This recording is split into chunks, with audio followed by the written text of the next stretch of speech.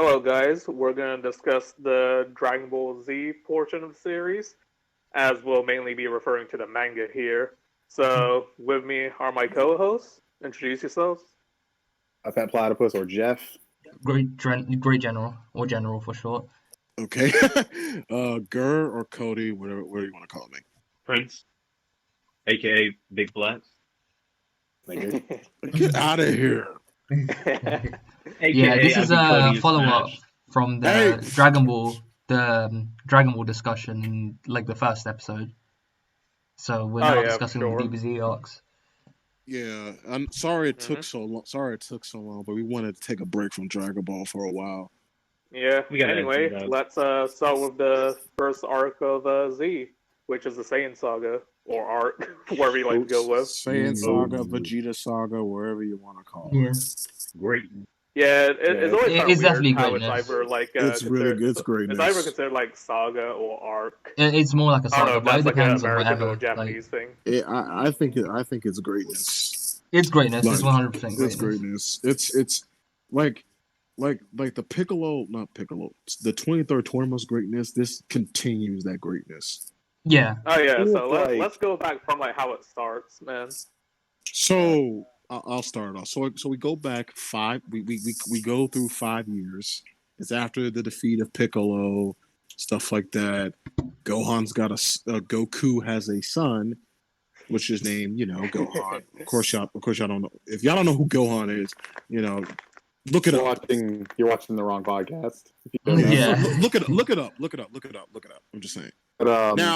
But, but before I pass it to anybody else, I'm gonna tell you why it was called Dragon Ball Z in the first place. Even though we're doing the manga, I gotta say it's called Dragon Ball Z in the anime. So from what I heard, the reason why they did it was because the tone of the show of the series was changing, and it was a big time skip, and we were getting like a new protagonist, which was a la Gohan.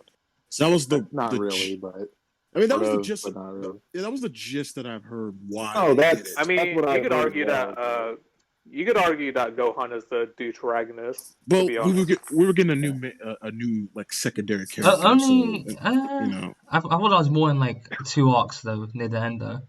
And Gohan definitely gets a focus, but I think because a lot of what it means is a lot of people will kind of throw it into the whole Gohan was meant to take over in Z, but really. This is where Goku gets the bulk of his development, and we'll talk about that later. But so yeah, I just wanted to bring that out though.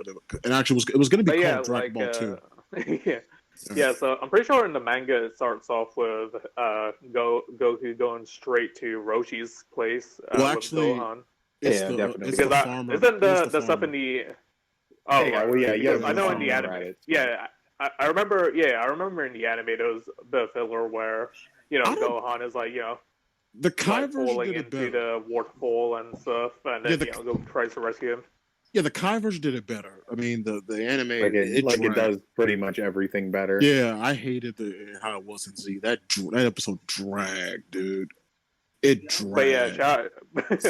But yeah, shout out to the farmer of a shotgun. Rest in peace. Did he ever get wished back? Would he have been a part of those wishes? Maybe. I'm surprised we haven't seen him in Super. No, I think it would have been more than a year because they haven't used the Dragon Balls in like a year, and they only used it to wish back Goku. So he's gone forever. No, he got wished back into the. Wait, what's that? No, he never got wished back. He never got wished back. Wow. Guy. That's out to that. He's a real dude. Moment of silence for the fallen shotgun.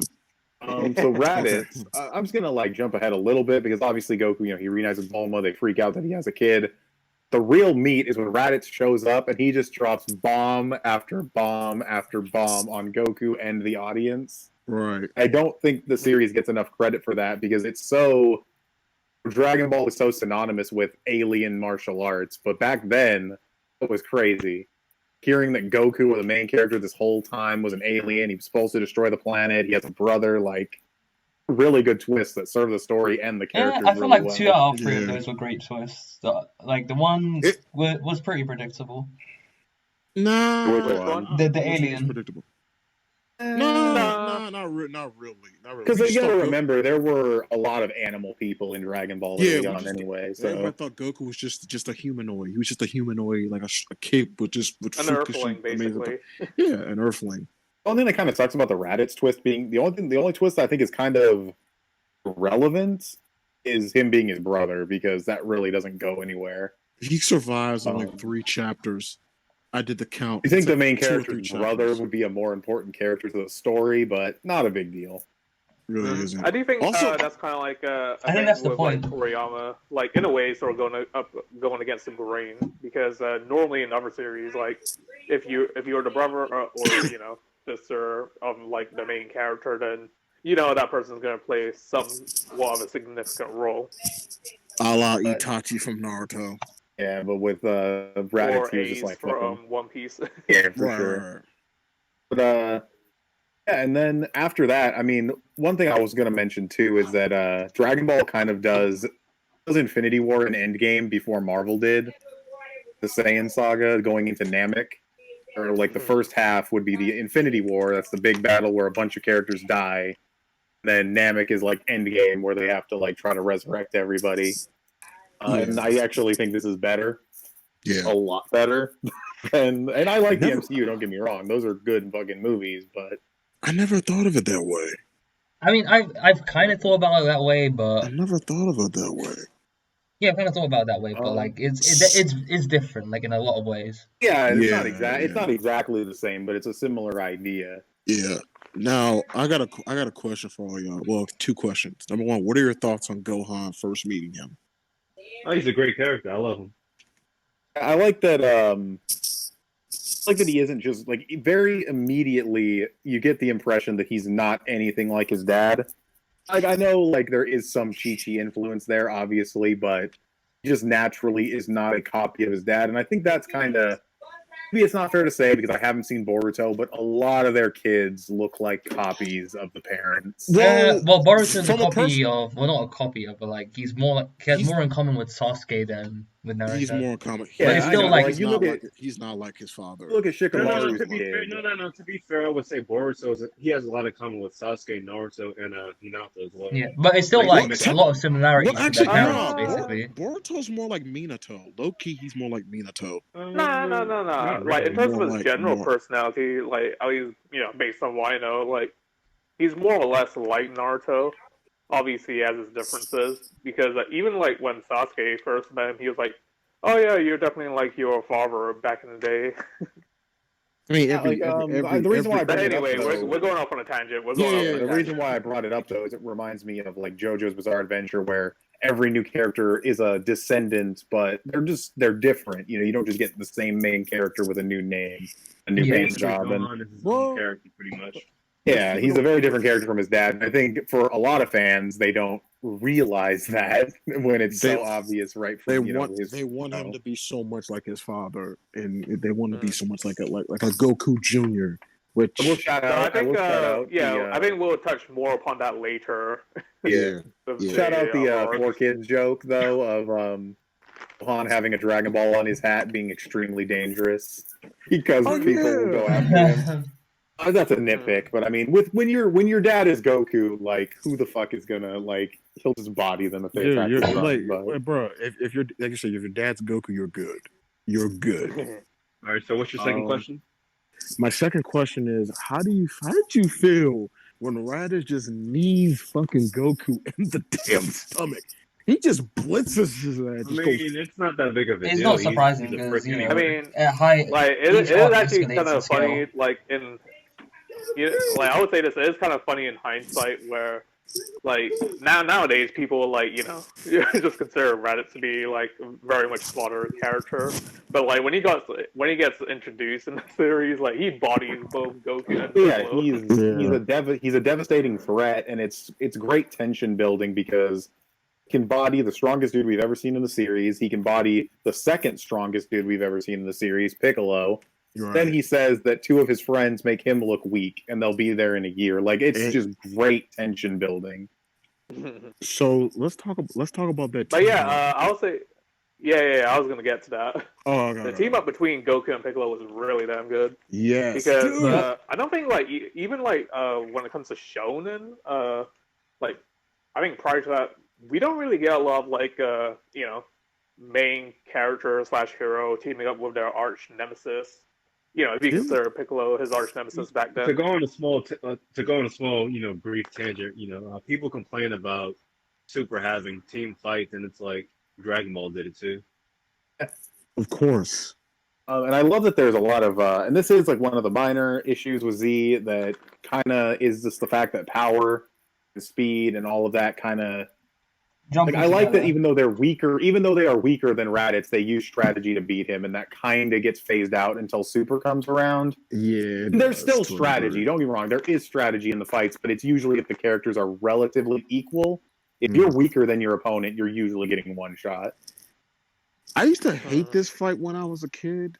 I used to not was a fan, but as I rewatched the fight, it's also on my Instagram. Follow me on Instagram. I got that. Like with most fights from Toriyama, it's really well choreographed. It does a good job of like showing Goku as a dad and how he's not bad, but we won't get into that full conversation until later. Until later in the pod. There's even good characterization with Piccolo. Like he's evil still, so he'll happily take the opportunity to kill both of his opponents with one attack, like killing two birds with one stone. And of course, Gohan with the anger, and then that comes into play later. So the fight that moves the plot forward. He didn't kidnap Gohan for no reason. Like, it does move the story and the characters forward. Piccolo kidnaps Gohan because of the power he saw Gohan display. Right. Also, I like the fact that, like, not this. I was going to say, I'm not going to call my friend out on blast, but I got into a heated debate with him a couple of years ago where he said it was dumb for Goku to stay in that full Nelson and not just hurry up and just got out the way. And you consider? I mean, I know. Sorry, you go. I was going to say with. It's fine. Go for it. Okay. Well, if Goku could dodge it, then so would Raditz. Yeah, and I also told him that like Goku had bruised, his ribs were broken. The dude crushed his ribs, which I'm shocked he was able to stand up. The most that someone could have done in that situation, Raditz could have flown and like carried Goku with him, I guess. But it's kind of a nitpick in the grand scheme of things. Raditz did get punched, really got hit by like a Pokemon headbutt. But you know what? I think actually I might be remembering wrong because I know in the manga, I think Raditz does say something about why he doesn't just fly away or something. Like he says that Gohan hit him, so he's injured. I guess Toriyama, he covered his bases. Kai doesn't have that moment for some reason.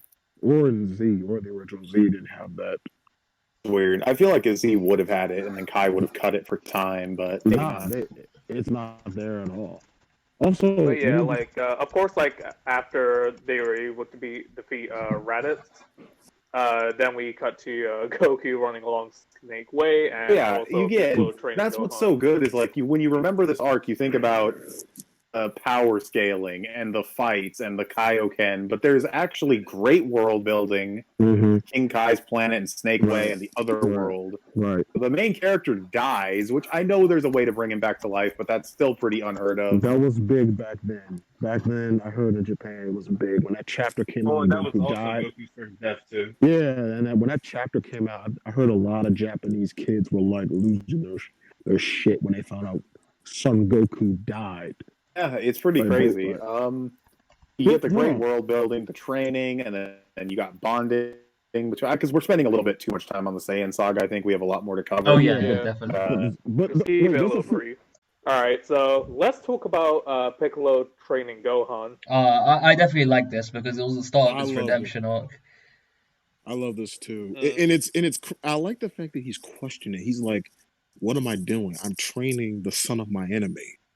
Like this guy.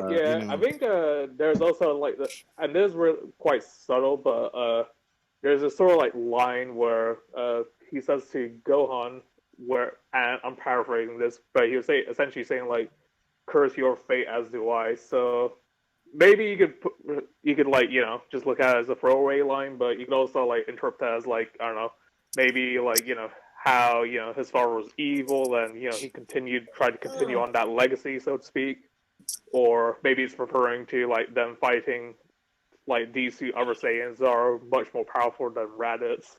I could think also it's be like that. Could also be like, Gohan has to kind of follow in his dad's steps and become strong and defend the planet and shit. Right. Parallels between both of them trying to be like their dads, but Piccolo starts to not be like his dad, starts to become, good through Gohan, and then Gohan was really never trying to be exactly like his dad, so they even parallel in that way.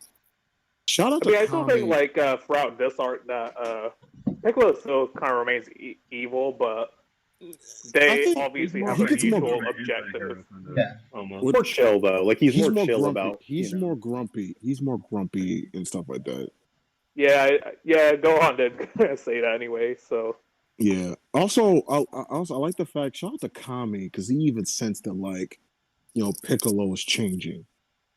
I do wish that Kami didn't wish he didn't predict that he was gonna die in a year. I thought that was kind of but I mean, he is the god. I mean, he probably figured that like Piccolo is gonna be like he's gonna die fighting these Saiyans. He's the. I feel like it kind of lessens the shock. It lessens the shock value of when Piccolo does die, though, and then they lose the Dragon Balls. I mean, not really, because the way Piccolo dies is it's like unexpected. Yeah, the way he dies is still interesting. He sacrifices himself. It's really impactful, to the series and to Gohan. Yeah. So their relationship was built. It's not a ton of interaction between the characters, but I think you get enough, and then you can kind of just infer based on the fact that they spent like 6 months to a year together. Their relationship, He has a weird method. It's actually kind of crazy that like, so we basically got like Goku's arch nemesis. He throws Gohan into the wild for like the first 4 to 6 months, I believe. It's 6 months. He said if you could survive. Yeah, just imagine like having like some 4-year-old kid like trying to survive on his own out there. I mean, he figures if you're the son of the strongest man in the world, that you can handle it. He only did that because he had potential against Raditz. Like before that, he was pretty pampered. He was, but he figured. Yeah, he was, but like he had potential against Raditz. Like he cracked through his Piccolo was being unreasonable for sure. Like Piccolo was definitely being unreasonable with that. Yeah, but you figure when Piccolo was a kid, he was kind of left to his own device too. So he was. The man still is a kid. His own method. He was on his own. Like his dad was dead, and he had to fend for himself and train on his own. But that dude was like, obviously it's a tough love sort of thing. It's definitely a tough love sort of thing. He aged fast though. He's only like 8 in the Saiyan saga. But he was like pretty much what Piccolo teaching him what he learned on his own. Yeah, it's his training method. Anyway, dude, move on so we can keep this a little bit just a little briefer though. Going to Goku's training. Again, like I was alluding to before, the world building with King Kai's planet, the gravity. I like the unconventional Karate Kid-esque training with like the monkey, and I'll give the anime credit. Having to hit the cricket dude with the hammer was a decent challenge as well, even though it's filler. My problem with I like the training, but it's just too short. I wanted more. Yeah, you don't see much. It was fun, like with the stuff with Roshi, but it lasts a lengthy amount of time. I think the only one I would have wanted to see more of would maybe be Tien and Yamcha training with Kami, but then again, we didn't see any of Goku's training either. Yeah, so we didn't. It's not that big of a deal. We didn't. But I like the fact that he teaches him like the Kaioken and then the Genki Dama or Spirit Bomb. Even though we don't see Sometimes not seeing training can be beneficial to the readers, though. Yeah, people want stuff spoon feed like to people. They don't want like. I mean, it just depends. Like, the only thing you don't want to do, hoping that One Piece doesn't do this. The only thing you don't want to do is you don't want to abuse the fact that you didn't see the training, so that whenever the character needs an ability that we didn't know they had, they can just flash back to the training we didn't see and pull it out of their ass. You know what I mean? It's funny because like other shonen does the same training where you show like a little bit of it, but you don't see how they achieve this power. Like for example, I know in Bleach, we Ichigo training how to use his Bankai. We only see like a partial of it. I mean, honestly, with the Spirit Bomb, like I do like the fact that it's more so referred to as a last resort sort of move. Yeah, for sure. And it makes sense for Goku's character because he's not really someone that prefers to have help and stuff. Also, fuck He you. prefers to do it on his own. Also, fuck you, Toei, for abusing the spirit bomb in the Dragon Ball Z movies. God, you made me not like the spirit bomb anymore. It's not I still like it. Yeah, there was like some new gimmicky Rasengan in every Naruto movie. It was bad, but I feel like the it started that trope. Yeah, let's get to Vegeta and Nappa's introductions. So first, the Cybermen were cool. I'm glad that it was kind of on the nose, but I'm glad that they said, "Oh, these guys are as strong as Raditz," because it let Tien and Yamcha and like Krillin flex a little bit. Like they got a little bit of shine. It shows how much stronger they've gotten. Now, he did flex on him, but then after that, like what happened? A little bit. Still, to go from being a human at Yamcha's level to like on par with a dude who was bodying Goku a year ago, that's Krillin got the most flex though. And Tien even above that, and then Krillin could kill 3 Raditzes. Like that, I feel like it's underappreciated how much they grew in that year. Like they did, except for Yajirobe. I mean, he grew some, but that was it. Except for Yajirobe. He's a lazy boy, but he's a bum. What's great though is that it makes you think, well, Piccolo's probably the strongest of these guys, and if these guys could all take out Raditz, then maybe they have a chance. And then no, Nappa just washes these boys. Like it's like brutal, and they like drop like flies every chapter. Dog, like even before that, when they both reached Earth.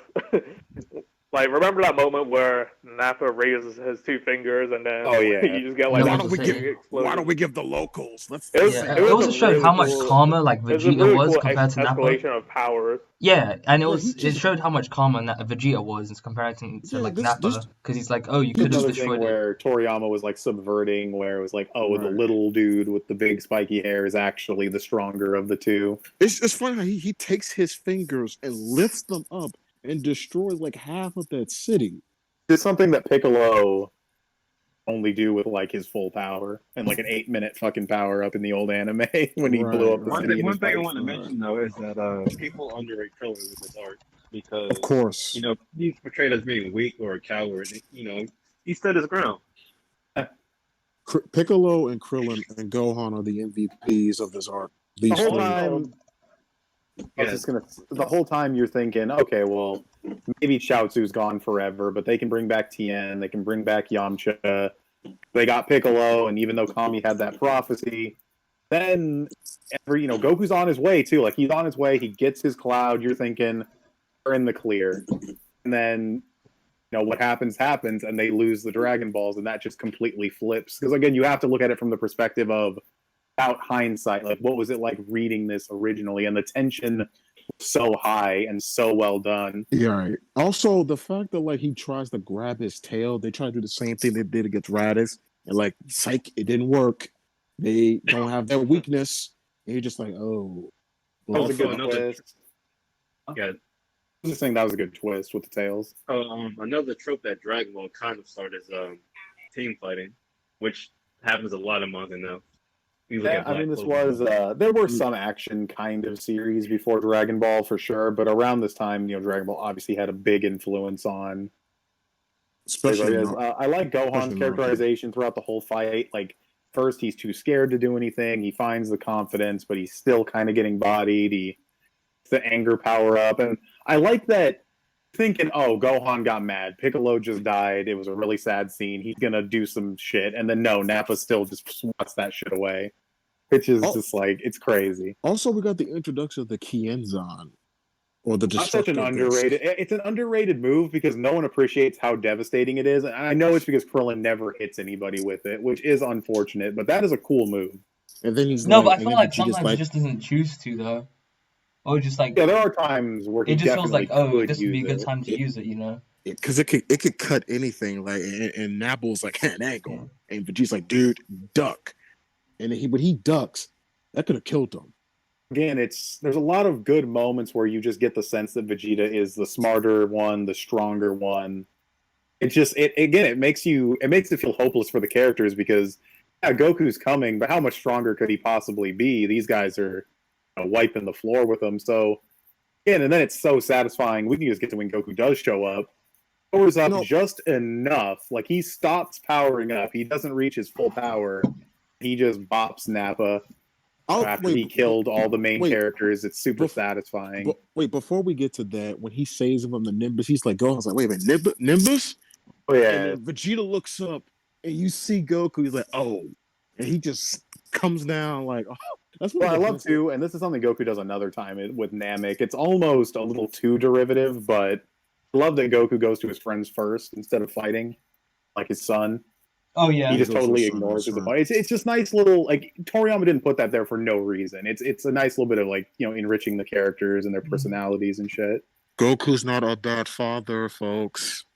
Yeah, and then of course you get Vegeta versus Goku, which I don't even. Do we even need to go into? Like, that's just a legendary fight. That was one of the most iconic shonen fights. This is probably the like last time where, like, you know how like the injuries they get, like, it's so devastating.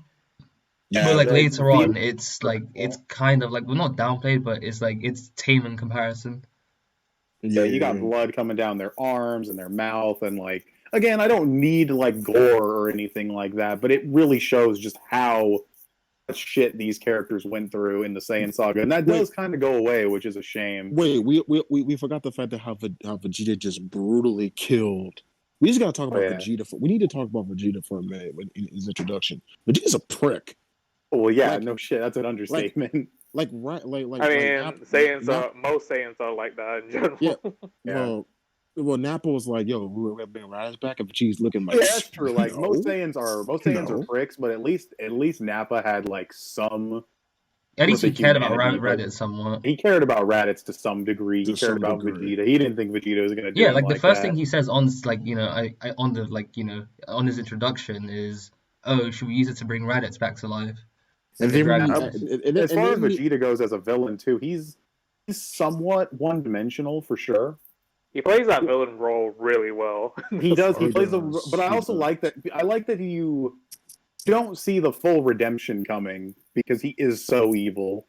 Right. There's not even like a sympathetic, like, maybe this guy could be redeemed because you can see where he's coming from. No, he's just an asshole. He is a prick.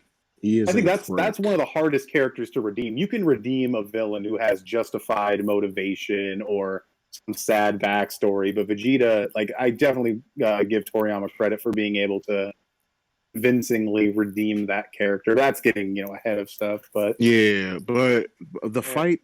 I'm gonna say this about the fight. Like when I don't know. I know we're not at the Boo arc yet. I know we're not, but I feel like the second fight was better. In the anime, in the anime, I would in the manga, definitely not. Yeah, I don't know about that because this fight's shorter and it doesn't have like as much choreography. It has better tension. Yeah, that's the only thing. More stressful situations because with this fight you have who basically loses, and then Gohan and Krillin have to come in, and Vegeta dodges the Kienzan, and then Yajirobe out of nowhere, and then Vegeta's still standing, and then the Spirit Bomb rebound. It's just. I could gush about it all day. It's such a good. The whole situation is just also great. more. You gotta respect Vegeta's tenacity in this fight. He takes a bunch of shit. He takes a bunch of shit. He took a Kaioken times 3. Yeah, he's definitely not like a villain to like actually be like, oh, he doesn't like, I don't know, he doesn't get too confident in his own skills to like not underestimate his opponents. How do you draw blood from a notebook? Stuff, it's just like, oh yeah, his whole worldview of how Saiyans work just completely crumbling because of Goku. Like he loses it. He's like, when you think about it, it's kind of weird that he didn't wish the Saiyans back. I can see him not caring. I mean, we'll talk about that when we get to the freezer. Well, he just cares about his pride being toyed with. I don't know, but you figure like they came to Earth for the Dragon Balls, right? Yeah. Yeah, but it was actually established. It was actually established before they even went to Earth when they were on that like alien planet or whatever. They were planning on wishing for immortality and stuff. Yeah, and plus, we'll get to it like in the freeze arc. But Vegeta doesn't give a damn about them. I mean, needing to recruit Goku to sell some planet is kind of a moot point when you have immortality, you know? Well, the You have Rad is immortality, you don't need any help. So. I know Rad is one. And also, we need to give her that dub line when he tells him to join him, Ugh, I hated that. I don't want to get too much into like a general discussion of Dragon Ball Z because that can go on forever. But yeah, the dub is bad. Definitely read the manga. Also, I don't like how people misinterpret Goku's actions as like him sparing him just because he's pure of heart. Yeah, everyone's that's what the original dub did. It was selfish. He wanted to actually beat him one-on-one. He didn't get to beat him, and he wanted to beat him. So it's selfish. Yeah, similar case to Piccolo in the last arc. Yeah, and plus, I don't get it twisted. He hated Vegeta. He hated Vegeta. He did not like Vegeta. He just wanted to, like I said, just to fight him again. He gave him a challenge. That about Goku's character because this is sort of around the time. I mean, it started back in the why am I forgetting the name? The 23rd tournament, but see more of Goku's attitude where it's like he doesn't need to kill people anymore. Like he doesn't really pleasure in it or want to do it. It's like if he wins the fight, it's over. Like he paralyzed Nappa, threw him to the ground, said, "Take your buddy and leave." He doesn't have a desire to kill his opponents anymore, and that comes into play in the next arc, which we should probably fast forward to. At this point. He did ever since the 23rd tournament, he definitely becomes a bit more deontological there. Yeah. Okay. So he becomes more killing opponents. So on a scale of 1 to 10, what do we give this arc? I give it like a 9. I give it a 9.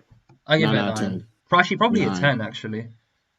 I mean, the only thing I'm trying to think if there was anything like I pointed out something that bothered me, but if I can't even remember what it is now, it was probably a nitpick. There are definitely stuff that you can nitpick for sure. I wish Raditz would have got a little for example,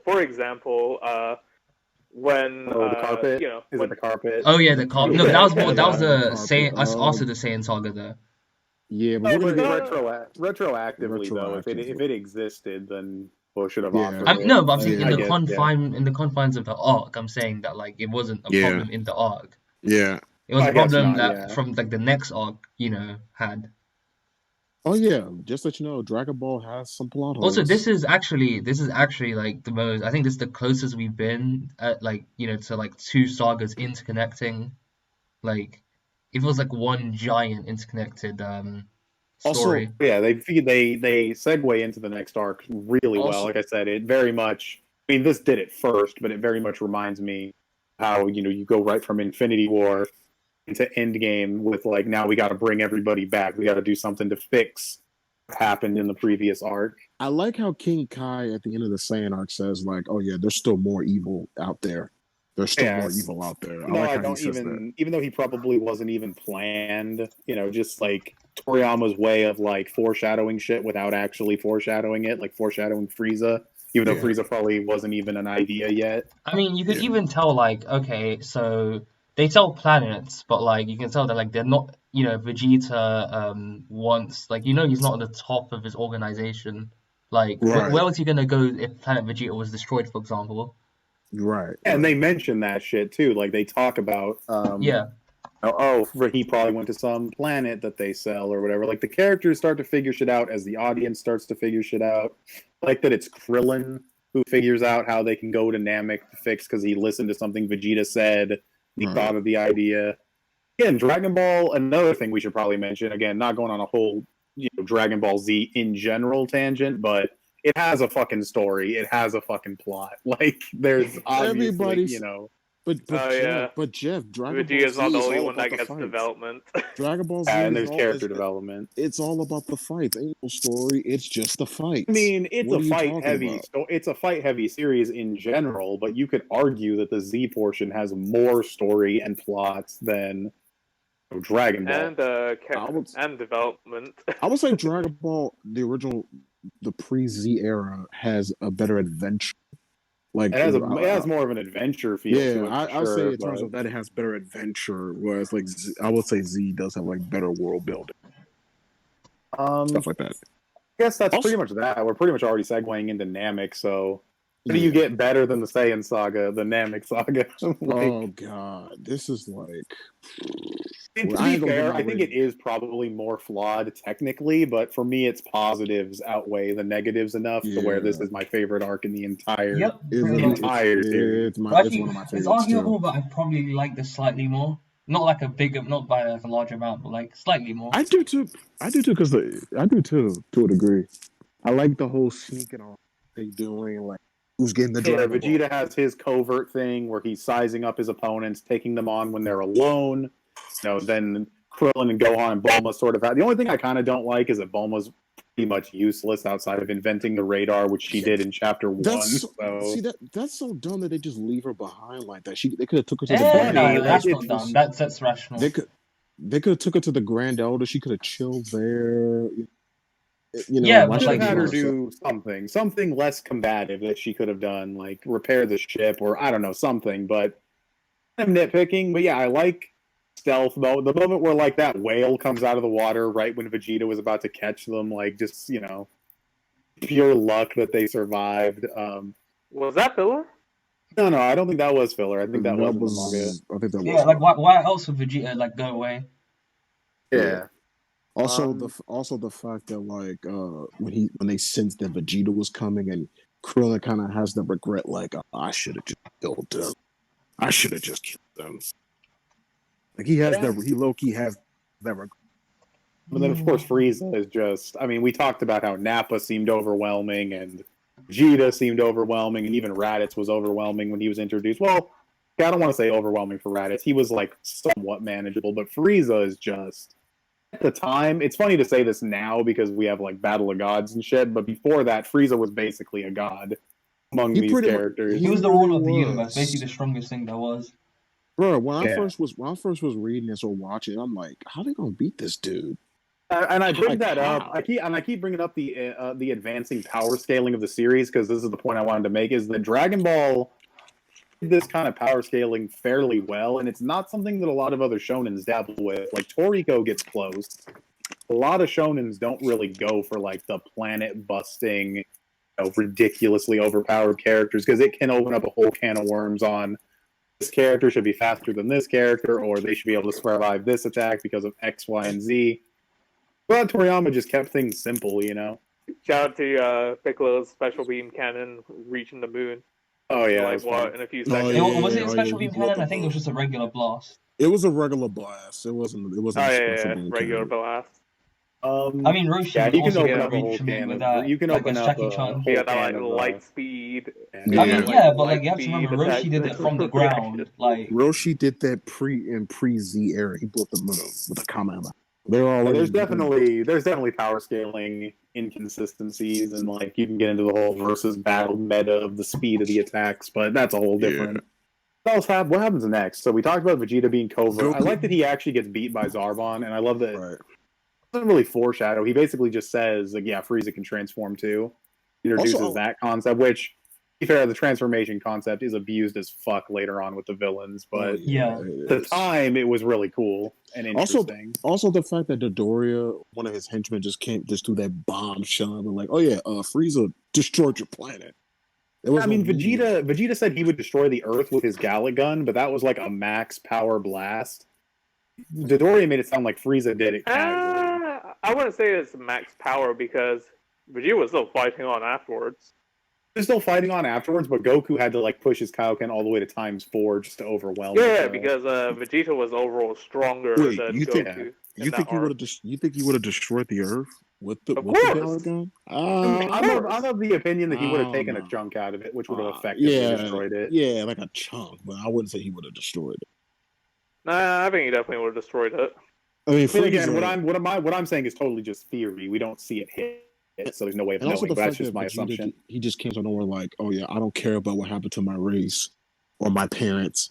I'm pissed at y'all. It subverts the whole thing. Like you probably, with how much Saiyan pride he has, you'd expect him to maybe care about those fallen Saiyans to some degree, but he really doesn't. And again, it just helps him as again kind of a one-dimensional villain, but in a good way, if that makes sense.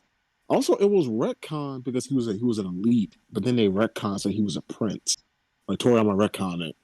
I thought he said he was a prince like right away. Maybe not. I thought he was always. I thought he always referred to himself. Very self-centered. That's for sure. I'm the prince of all Saiyans. Blah blah blah blah. He says that. Even he says that in Super to this day. He's Mr. Napoleon. That's all. Again, I love, and then the game of chess with the Dragon Balls, where it's like Vegeta has one, Gohan found the one that Vegeta had, and then Krillin gets one, but then Krillin gets caught. Then shout out to yo. Speaking of Vegeta, shout out to that moment where they find that village of Namekians with like children, and then Vegeta finds the Dragon Balls, and then he just decides to like slaughter them just because.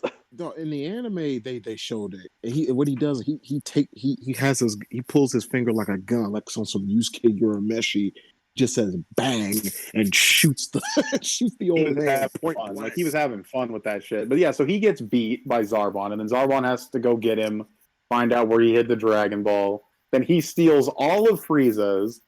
And it's kind of a stalemate because it's like, well, I can't leave this spot or Bulma will find my Dragon Balls with her radar. So it just kind of becomes this big game of cat and mouse throughout the entire arc. And it's the last arc in the series to actually focus on finding the Dragon Balls. And it's probably the best.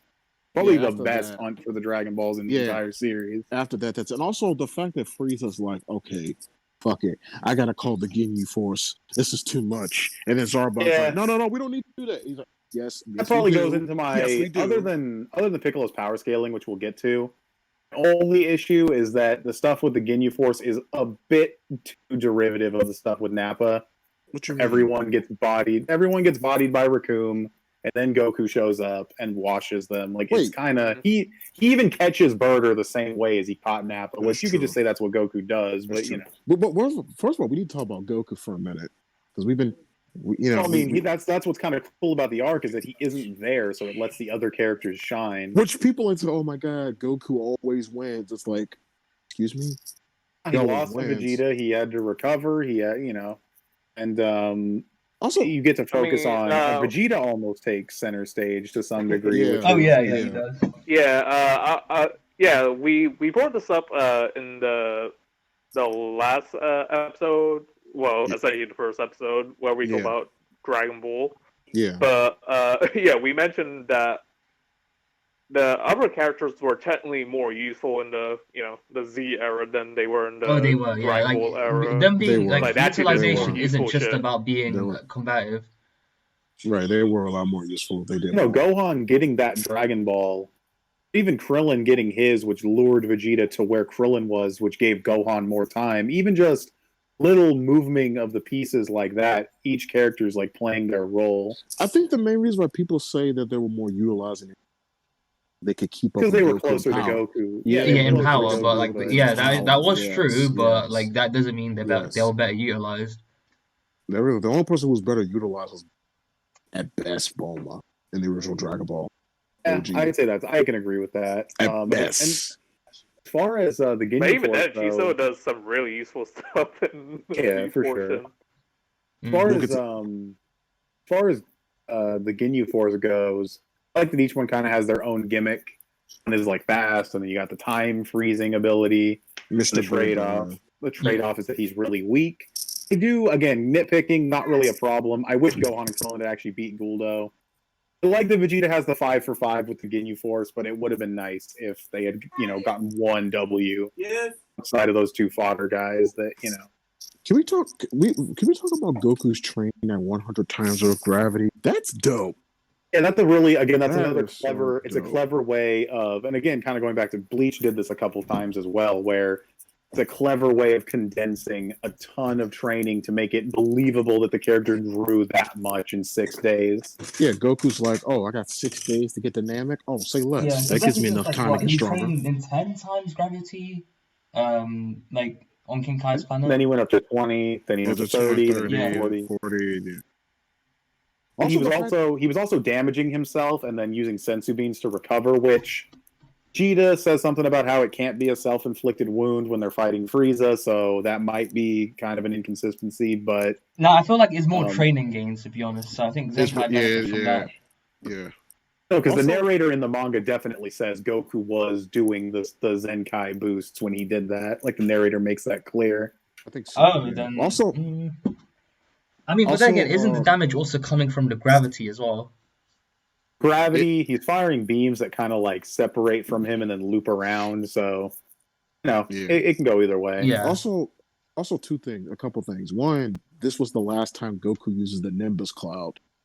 He doesn't use it after this until like when he goes to the spaceship and then he can fly and he doesn't really need to conserve his energy anymore. Yeah, but that's the last time he uses it. Considering the Nimbus is sentient, it is kind of cold. But I guess Goten gets it, Gohan gets it in the Buu Saga, so he doesn't get neglected for long. And also the fact that he was able to talk to his friends in the afterlife, I like that moment.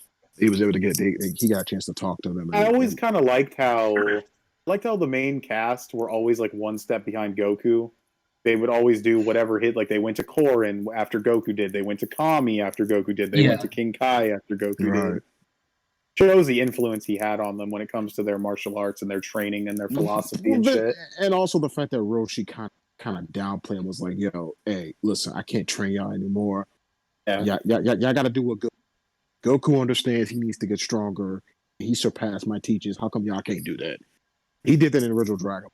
Y'all need to get y'all shit together. Once Goku shows up and bodies the Ginyu Force, we kind of get a little bit more of that, him not wanting to kill, which is really important to his character, especially in the final fight with Frieza. He also gets a new gi. Forgot to say he gets a new. Oh, using new loosely, it's a new symbol, but like it's the go kanji. Yeah, I didn't know, but different kanji, which kind of weird. I like it, but it's weird. I guess this was like Goku, like he doesn't have masters anymore because he's surpassed all of them. He's up to that point in the story. But and then again, great foreshadowing for Super Saiyan. They say what it is, they talk about how legendary it is, but they never show it. When Vegeta starts ranting and raving about he's the Super Saiyan, you might even believe his ass for a second until you see Goku turn Super Saiyan. Then you know for a fact what a Super Saiyan is. Okay, so another important thing I want to mention is that, and we kind of forgot to mention this at the Saiyan Saga, but back in the Saiyan Saga, we actually get started with another character arc for Goku, which is coming to accept his Saiyan heritage. That's true, yeah. You also have to remember that he was also like shocked to hear that he was the one who killed his granddad. Oh yeah. I should have mentioned that. That's true. Like he has to come to terms with that. Again, Goku has it's like you forget about it because you're so familiar with Goku, but he has about killing, he has accepting his Saiyan heritage, he had to come to and again, it's not like it's massively focused on, but he has to come to the realization that he killed his own grandfather. Also, the fact that some people don't like the fact that Goku calls himself a Saiyan. That's weird. I like it personally because it shows growth for the character. It does, but some people just don't like the fact that he, usually still introduces himself as a Saiyan raised on Earth. Like he's still proud of the fact that he was sent to Earth. Yeah, he said the bird. Like, I am a Saiyan. Even in certain Eastern philosophies, there is a thing where you kind of have to learn to accept yourself, like every part of yourself, to move on and become better. Avatar kind of does this as well. Yeah. Also, I like the fact that he was embarrassed of his work. He was low key embarrassed. Like, man, I'm part of a race that kills innocent people and all that. Yeah, he definitely denied it at first and refused to accept it. And when you come to terms with that and ask Vegeta for a bit of Saiyan pride, it's good character moments like that. Okay, moving on. Look, can we talk about the Gink when he arrives on the battlefield? Can we talk?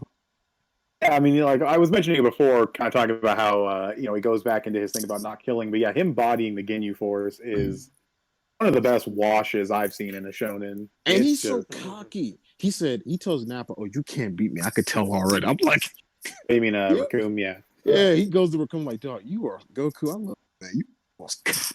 It's one of the only times Goku actually attacks somebody when they're not on guard because they're powering up. Yeah. I like the Ginyu Force. They're underrated. I like. They're pretty good. They're fun. They have the zany Toriyama, they do the Super Sentai Power Ranger poses and stuff. It's fun. It's taking itself seriously, but it isn't getting too dark and serious with the storytelling. it still feels like Toriyama. And just real quick, just because I feel like I should mention it, but like shouts out to Nail getting completely washed by Frieza for 40 minutes. Bro, it's brutal how Frieza bops this dude, man. I mean, I also find it funny that Nail alone can solo most of the Saiyan race. Yeah, he would have definitely beat Vegeta when they almost fought each other. That would have been hilarious. Definitely. Pretty much. I think. I low-key wanted to see Nail fight Vegeta. Low-key wanted to see him fight Vegeta. Yeah, because you want to see Vegeta get his smug ass, put in his also place. You're also kind of like, oh my god, Piccolo was a Namekian and he was really strong, but he was, he was only 8 years old. So you think like a race of his people would be like really strong, right? But then you just find out like most of them are just pushovers that get beaten by they are basically victims, like fodder until like you reach Neo, but he doesn't even get like his proper fight, Right. As I say, that's one of my flaws with the arc. Not to jump too far ahead, but remember, like, I know some people have a problem with when Piccolo fuses with Nail, he basically becomes so strong that he's able to take on Frieza's second form. Yeah, it's a bit questionable. Pick went from Nappa, like weaker than Nappa, to second form. Yeah, well, how's he? No, I think he's not weaker than Nappa. I think he's like stronger due to his underworld training. As he described it. They got training from King Kai, so of course. Probably stronger than Nappa, but weaker than Vegeta. He trained with King Kai for a year, and he didn't jump like that. They only had a couple months. I mean, Piccolo's pretty. I'm gonna say he's a prodigy. If we're talking about the overall series in general, like even if we're including Super, I think the Namekian fusion is pretty damn powerful. I mean, fusion in general in the series is really damn pretty powerful. busted. I mean, basically, it's pretty busted. Like even the Namekian 6 Saiyans, like when they, I mean not Saiyans, Namekians, it was stated that they like had all the other Namekians on their planet like fused like the two, and they were able to like take on Gohan and Piccolo. Well. That little flub up you just did reminded me of that 4Kids thing where Sonic the Hedgehog's voice actor was like, "Piccolo's a Saiyan, just like Raditz." Wow, I'm dead. Let's just not talk about the dark days of when 4Kids had Dragon Ball Kai on their network. That was special. Yeah, it was terrible.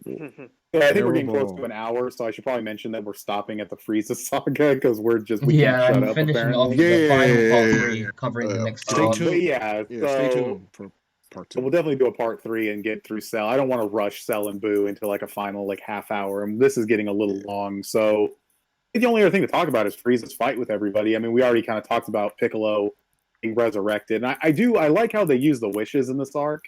Right. It's like, bring Piccolo back, they wish him to Namek, they have one wish left, but then the Guru dies, then they use Earth's Dragon Balls to bring back the Namekians, which brings back Guru, and then they use the final wish, and then... Oh yeah, I like how, how they mentioned that, okay, you can't come back to life, like, using, like, Porunga or Shenron's power, if you died of a natural cause, but then, like, I think King Kai mentioned that, like, what if, like, someone else affected, like, the victim's like lifespan in like indirectly, but like because they kind of had to gamble on that, and they were lucky that because he was like he told Kama, listen, Guru kind of died of a broken heart because he saw what Frieza was doing to his people. So it kind of shortened his life a bit. Also, can we talk? Can we talk about can we talk about Guru? To talk about him. There's not much to say, really. He's just a nice old Namekian. He's hilarious and abridged. But talk about that. He gave Gohan and Krillin those huge power boosts. Yeah, which weren't really worth much in the grand scheme of things, at least in this arc. But they bop Ginyu. They were able to play Ginyu. Oh yeah, I forgot this arc. This arc had like an entire thing where Goku lost his body to Ginyu and he couldn't control it. Like this arc is just packed with good fights, interesting fights, character moments, story. It captures like and it's all within it is a huge chase for the Dragon Balls, and the Dragon Balls themselves are utilized really well in the climax. Like it's just. Again, to me, this is like peak Dragon Ball. With its faults, like the positives are just peak Dragon Ball writing. The only problem I have is like Goku gets injured again, has to get healed in a healing. Yeah, they do chamber. they do the waiting for Goku a third time, but I kind of like it in this instance because we're seeing like Frieza just they're actually keeping up with him to some degree until he gets to like his third form.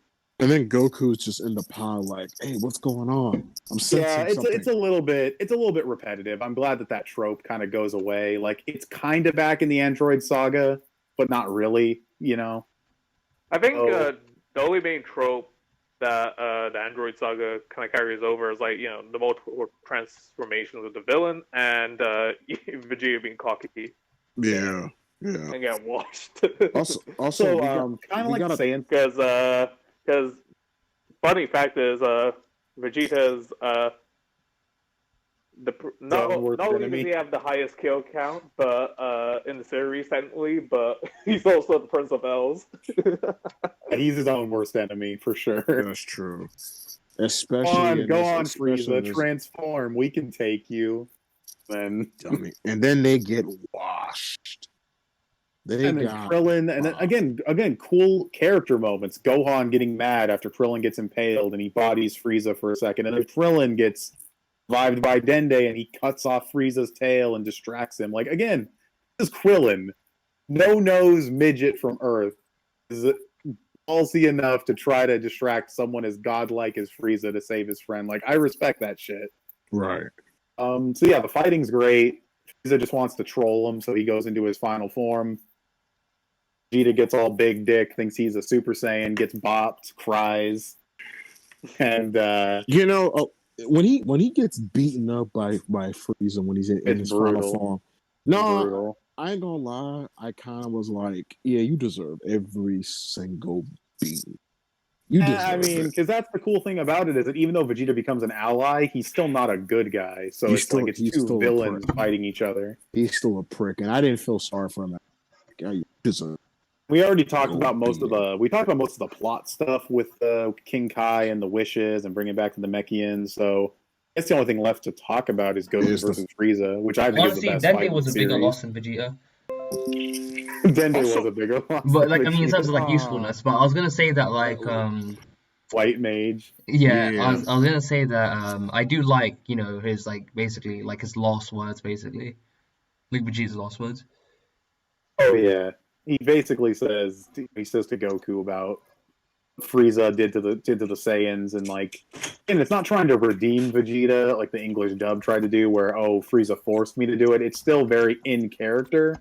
It's the first time you get hints to something more to Vegeta and like his emotional state. Yeah, people shouldn't get twisted. Vegeta is not a tragic character. Yeah, people he's not someone that's like some sob story. Yeah, people misinterpreted why Vegeta cried. It's like, dude, he did it because he was embarrassed. The fact that he had to get someone who he called trash, mind you. Oh yeah, he had to rely on Goku. Yeah, that was embarrassing of his pride.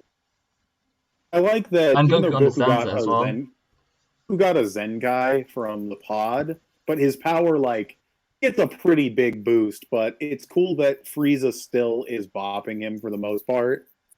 They didn't that was only when he reached 50%, because you thought that you thought that this is Frieza's final form, like he's not like this is his full power, and like they're fighting relatively evenly, but then he's like, oh wait, I haven't been using Frieza's still holding back. Yeah, he's still holding back. He was like 5% at that point. And he washes Goku for the majority of and you have the iconic moments. You have the Kaioken times 20. You have the Spirit Bomb. I love that scene. And the Spirit Bomb didn't work again.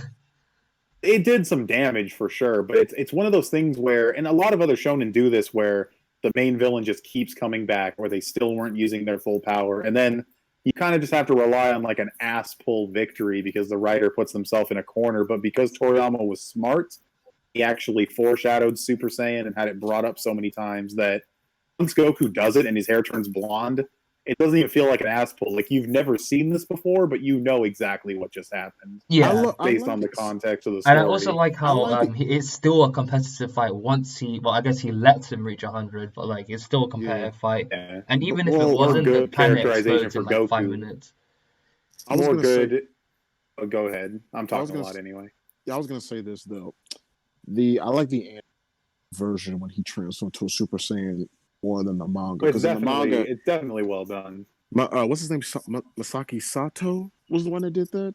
Am I right? Yeah, the animation was solid. It was really well presented. It's one of those scenes that really benefits from the music and actually hearing the screams. And for a Dragon Ball Power Up, it's not too dragged out. So in Kai, it's a lot. In Kai, it's great. It's like perfect in Kai. The pacing is super solid. Shout out to Sean Schemmel, man. When he does that scream, I'm like, that's great.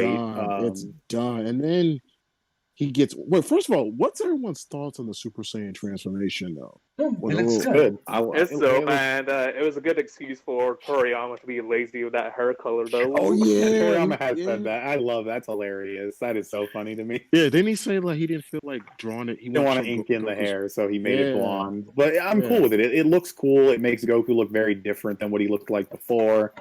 What you mentioned before with him like going 100% and Goku letting it happen, he's like kind of giving into his Saiyan. You know, he wants to beat Frieza at his best because he killed Krillin. And again, it's just good characterization, fight with the planet. And I know everyone makes fun of the 5 minutes. Honestly, 5 minutes works a lot better in the manga. It's in Kai. It's like definitely the pacing's much better.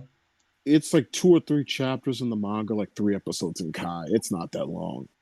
Yeah, it's solid. And the fight's great. Tons of awesome moments of choreography. Again, I also forgot early in the fight when he does like the 2 Kamehamehas and like throws them out of the water to trick Frieza, then he kicks them into the mountain. Like lots of great strategy. Playing mind games. Lots of great action. Yeah, and also I like the fact Yo, Goku's strategy there, like that would legit blow Killua's mind. Yeah. True. That's an in-joke with us. But yeah. We're throwing jabs at Hunter x Hunter, just to let y'all know. That we don't like Hunter x Hunter. Don't get mad in the comments. But, you know, you can show strategy without having like 40 fucking paragraphs to explain the strategy. Goku decided he was going to use 2 put Kamehamehas in a ki blast. There are 3 things he could be doing with these Kamehamehas. Like, no, just do it. Like, you don't have to... One, he could use them underwater and try to lure Frieza into a trap. Or 2, he could toss them up. So deep. Goku tosses up the Kamehamehas, and Frieza looks shocked. And then Goku proceeds to use a drop. Hunter x Hunter does. Sometimes it does read like a book. It really is like. Goku. Moving on from that though. We got. It's fine. We can have jokes, but we do need to wrap up because we're close to the end of the Frieza saga. But the podcast is probably already over an hour. So. Wait, I was gonna say like Goku. We gotta talk about the speech. We gotta talk about that speech. His I am Super Saiyan speech. yeah, that speech. It's a really nice moment. I know we won't discuss it too much at all. Yeah. But I know some people, 1 or 2 people have said that that's out of character. I don't think it is, but I think Goku in general was a little out of character. You know, just because he was a Super Saiyan, like he was acting differently because of what the form did to him. It's a form that you have to sort of control, you know, your emotions and shit. I think people say he shouldn't have known what a Super Saiyan was, but like, you know, Vegeta was told talking what it was like 3 times. Yeah, and you saw, you know, and he knew that he was transformed, like his power was different. So it's like, okay, this must be Super Saiyan. It's one of those things where you don't always need everything spoon fed to you. Obviously, he would know what it is if he was told what it is like 3 times. I like how Frieza says, "Oh, you saying I'm a heartless bastard, but your people is worse than me. They didn't give a damn about anybody." And Goku has no bias he accepted being a Saiyan, but he has no bias for the Saiyans. He's like, yeah, they died because they were fucking rolling shit. He said, we pay for our crimes. And Goku gives up on the fight because it's boring, and Frieza just keeps pushing it. And this goes into, like, the best part of this fight, just from a narrative standpoint, is Goku just continuously tries, despite everything Frieza did, just does not want to kill someone. Frieza just pushes him so hard. And this is something that I will never forgive the anime for fucking up. It is the face Goku makes after he has to kill Frieza. And I know Frieza didn't die, but Goku didn't know that at the time. He thought he killed Frieza. Yeah. He looked concerned. It was more like like he was devastated. disappointed. Like he looked just totally shook by himself, by what he had to do. His hand was shaking. Can someone, hey, Jeff, can you edit that so we can so people can see what face we're talking about? Yeah, I can throw that in for sure. Yeah, just show. Like, in the anime, if you've only seen the anime, he has this very stoic expression instead of looking. He looked in the manga, which I think was a huge disservice to the moment. Yeah. It he had like confidence, like, yeah, I killed this nigga, he's dead. But in this one, he's like, wow, I actually did. I haven't killed in Hellas. I actually that's detail there. And just sort of, to go through the ending, they're able to use it with combination of the Namekian Dragon Balls and the Earth Dragon Balls, bring everyone back to life, and everyone lives happily ever after until like 6 months, and then Frieza comes back. But like I said, we spent way more time on the Saiyan Saga and the Frieza Saga than we thought we were going to, so we'll have to do a part 3 to discuss those. But rip my heart out. We can do final thoughts though. Yeah. Oh, one more thing I want to bring up is like the fact that Porunga's like, is Goku alive? Oh yeah, he's alive. Can you bring him back? He said he don't want to come back. He'll be back later. And then Goku wants to train. And then Roshi's like, oh yeah, he went to a Super Saiyan, but he's afraid of his own life. Toriyama keeping that humor alive, but balancing. It's also like I also find it kind of weird that like I think Vegeta said that like he killed the other that village, the other one that didn't come back. Oh yeah, but then Bulma was like, huh? Like Bulma was just like, whatever. Yeah, Bulma's like, I mean, she's been goo goo gaga for hot dudes or whatever, but she never had that like opinion of Vegeta like she did with Zarbon or like General Blue. So I don't know. I find the way that Vegeta can just live at Capsule Corp to be, I mean, that's more in the next saga, but it is a bit like weird. Really, like you're gonna let him like. I know he teamed up with you guys and he just wants to kill Goku. So, but like it's the kind of thing where she was so concerned about Piccolo, like, but then it's like gives Vegeta like a huge pass. A bit questionable. I guess it's like more questionable than anything. Okay, I know this is pretty arbitrary, but what are your scores for the arc? I give it a 9.2. Objectively, it's like an 11. I love it, but if I'm being honest, I'll give it a 9. Like, I wish Gohan and Krillin had maybe more W's. I kind of think power scaling on Piccolo is a bit extreme if you take into account that I guess Namekian fusion is just broken. I still think it's a bit extreme how strong he got against Frieza. Other than that, like, and maybe like the Zenkai thing and self-inflicted wounds might be a little bit shaky, but I give it a 9. I give it like a 9.9 to 9.5. I still think it's great. It's definitely peak Dragon Ball writing. Also, I definitely give it 9.5. Oh, this is where like Toriyama's art is like at its peak. Oh, it's at its peak, yeah. At its peak, because y'all gonna hate me for this. I know I do this a lot, but I'm gonna say this though about his later art. It starts to kind of dip. I mean, in some ways it does, but I wouldn't really call that a hot take, though, boy. But no, because people jerk because you got people who jerk off Toriyama's art through and through. It's great, typically. Yeah, there are fuck ups in the Buu saga. Not to go on like a tangent, but like his paneling is still excellent throughout. Like, his paneling's still excellent, even if his art is not little like not even like a bit rough. Bad. It ain't Tagashi level bad. Like Tagashi's paneling's actually good. It is, but like this, like the guy don't put detail. Talking about like his old Chimera Ant like Island art that was just shoddy as fuck before it got re-released for the volume. And stuff. Before it got re-released. He didn't put. When you don't put detail in shoes, you have a problem. You have a problem. But yeah, that's pretty much free. I did. Where's our boy Prince? He hasn't said nothing. Do you want to give it a score, or if he had to leave, that's fine. Life happens. We can just wrap it up if that's the case. But I would say no. I mean, I still I like the Namek. I like the Saiyan arc a little bit more. Like, honestly, I do like the Saiyan arc more. But the Frieza arc, because I think I'm like now that I think about it again, I'm like, actually like the Saiyan arc a bit more. It's hard to choose. You know what's funny too, and maybe we can just start the next video with this because he does come back to fight Trunks. We didn't even talk about Frieza as a villain because there's just so much to talk about. He's dope. Yeah, he's great. He's condescending. He's got that articulation to him. He's he's one-dimensional, but again, it's one of those motivations where it's like not sympathetic, but like I can identify with wanting to be. I like how he's also really like, patient compared to like the rest of his he has more personality, and he's more that's what makes it. Yeah, he's one-dimensional. Yeah, I feel like Vegeta also had some personality. Yeah, that's what makes them. You guys are so arbitrary. Yeah, exactly. This arbitrary like personality thing. Like when does it apply? No, I guess what we mean is that he's very charismatic as a villain. He's not. He's very charismatic. He's not like I'm gonna piss some people off. He's not like Mero. Mero may be a good villain.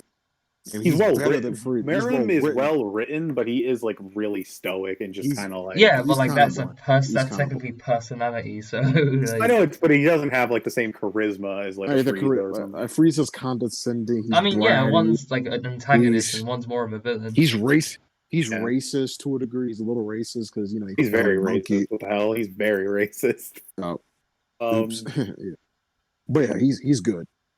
Yeah, so we talked about Frieza a little bit, but yeah, I guess we should wrap up because we're probably going long. I knew Dragon Ball was going to go long, but I thought we'd get through the saga. But if you notice why our Dragon Ball podcasts are longer than other ones, it's because it's our bread and butter. But I wouldn't say it's our. No, it is. But yeah, okay. Plus, we're gonna wrap it up. Thanks for tuning in. Tangents. Yeah,